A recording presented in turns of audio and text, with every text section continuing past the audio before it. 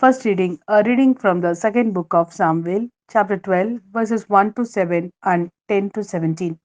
Yahweh sent the prophet Nathan to David.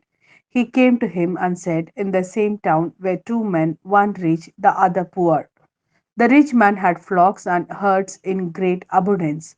The poor man had nothing but a ewe lamb, only a single little one which he had bought.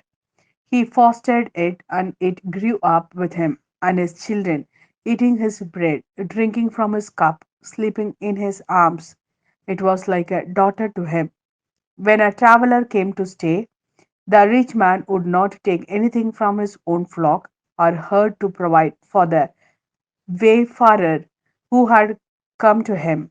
Instead, he stole the poor man's lamp and prepared that for his guest. David flew into a great rage with the man.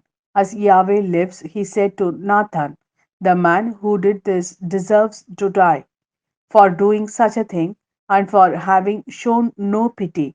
He shall make fourfold restitution for the lamb.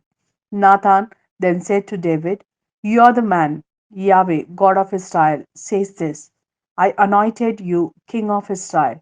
I saved you from Saul's clutches. For this, your household will never be free of the sword, since you showed contempt for me and took the wife of Uriah the Hittite to make her your wife. Yahweh says this: out of your own household I shall raise misfortune for you.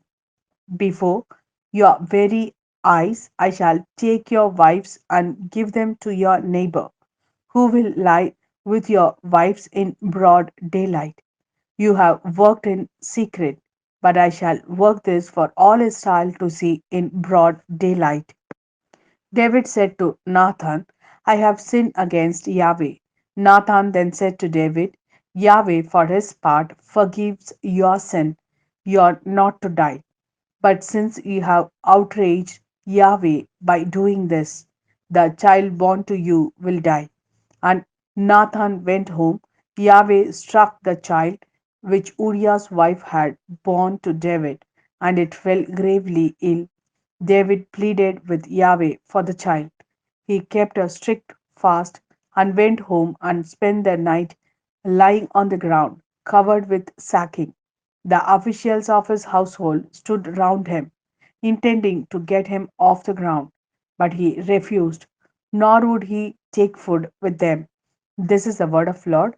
Thanks be to God. A reading from the Gospel according to Mark, chapter 4, verses 35 to 41. With the coming of evening that same day, he said to them, let us cross over to the other side. And leaving the crowd behind, they took him, just as he was, in the boat. And there were other boats with him. Then it began to blow a great gale, and the waves were breaking into the boat so that it was almost swamped.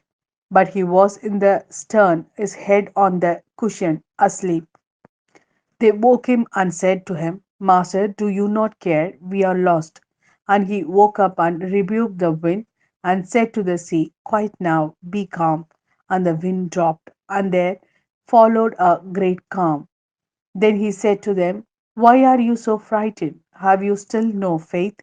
They were overcome with awe and said to one another, who can this be? Even the wind and the sea obey him.